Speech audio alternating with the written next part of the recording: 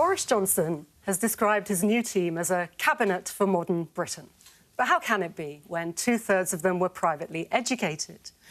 Just 7% of children attended fee-paying schools, and yet, according to the Sutton Trust, a tiny elite made up of the privately educated are 5 times more likely to hold the top jobs in politics, media, business and the judiciary. It costs around £40,000 a year to send a child to the PM's former school, Eton. The average UK household income is £29,000. But it's clear the very wealthy few aren't just buying an education.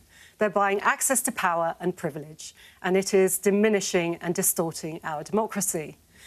Johnson himself is manifestly unfit to serve, but his sense of entitlement to do so, along with our confusing of class confidence with actual competence, has propelled him to the top. We say we're committed to equality of opportunity, but what could be more unjust than a small, moneyed elite using a private education as a way of dominating power in our society? It's time we put a stop to this by scrapping private schools.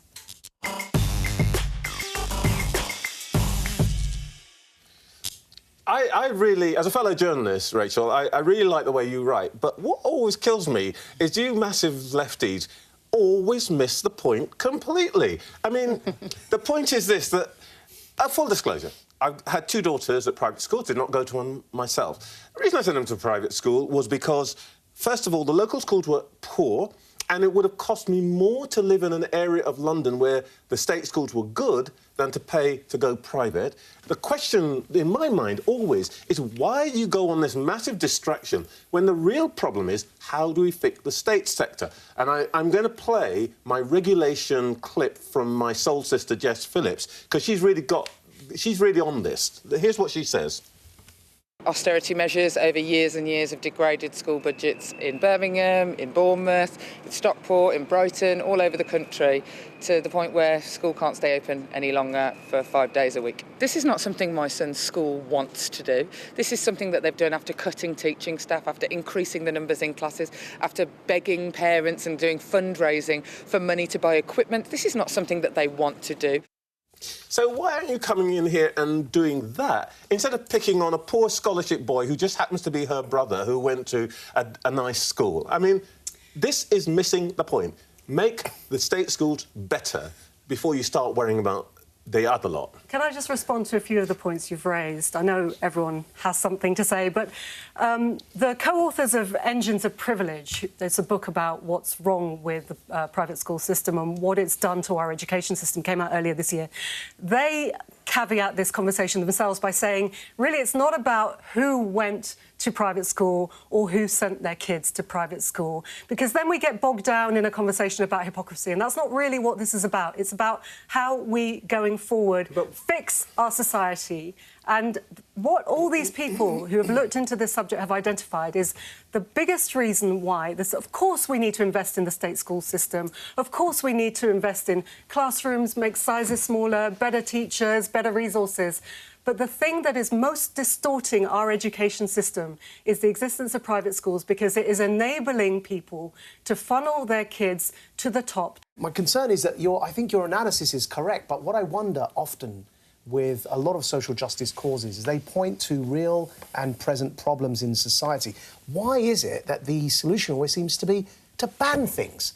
Like, yes, there's a problem with inequality. That doesn't mean we ban high salaries. Yes, there's a problem with private school privilege. Doesn't mean we ban private schools. Yes, there's a problem with people saying things that offend us or we don't like. Doesn't mean we ban them from university speeches. And the left always seems to kind of think that shutting things down is the solution to real social inequality. Yeah. Why not focus on the opportunity? Why not focus on improving the state schools? Why not focus on, for example, making sure that there isn't an unearned privilege granted to people that went to private school? But also, why not focus on some of the positives? Like, yes, this may be a cabinet that has a higher proportion of privately educated people in it than previous cabinets. It also happens to be the most ethnically diverse in history. And so that's also a plus to it as well. So at the end of the day, I think the picture is a complicated one, and I think we should focus on improving the situation rather than just jumping to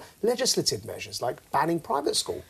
Well, Trevor told me at the start of this programme, one of the phrases that was banned is "I am so frustrated." I won't say that, but what I will say instead is... Thank God for that. No, I am so tired with this obsession of something's good, look at all these people at the top of here. So what we've got to do is bring them down. We focus on bringing down instead of raising up, and it frustrates me, and I'm sorry, I'm not supposed to say it. We have a real challenge. We have a challenge in this country anyway with the education system, which I think it's flawed in itself because we have an obsession only with academic grades. That's the only way we measure talent and ability, and I think that's wrong. But that aside, because I'm digressing from your point, what I feel is private schools serve a purpose. There's many things that we can do before we even consider scrapping them, which, by the way, I don't think we should. We can take money from... So they're charitable statuses. They are exempt from, or majority exempt from, things like business rates, corp tax. They don't pay capital gains on their profits in their investments. There are many things that we could do, that we could redivert some of the funds from and some of the release from private schools into the state schools to invest funds into the But state. Michelle, you're doing the same thing as her. You're now getting us into an endless conversation about the evils of private schools. Who cares? There's, you know, 93% of... That's not what I just did. That's not what she did, and I'd actually like to respond, because I think what happens in these conversations... Before you do, can I just tell you what the Department for Education said? Yes, and the Department for Education does have a view on this, of course, and they say the gap between standards at state-funded schools and independent schools has never been smaller. The UK boasts a diverse education system in which state schools, private schools and universities are encouraged to share their expertise and resources through the Government Schools Partnership Unit, and we will continue to ensure parents have choice in where to send their children to school. That's from the DFE. Right, I'm going to stick up for parents and for private schools.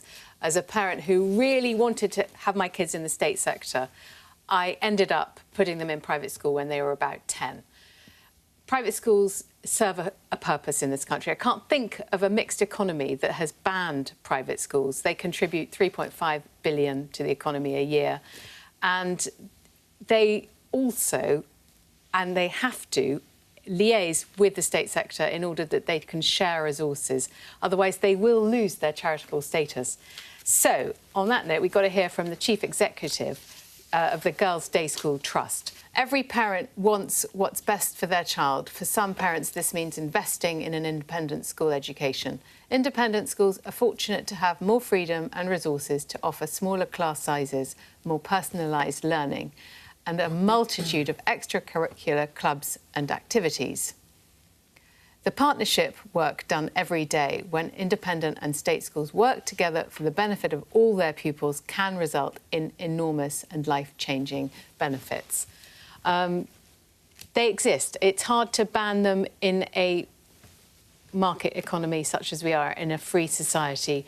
Having said that, I'm on the record for having said that if I could change one thing, I think it would improve society if all children had an equal start in life.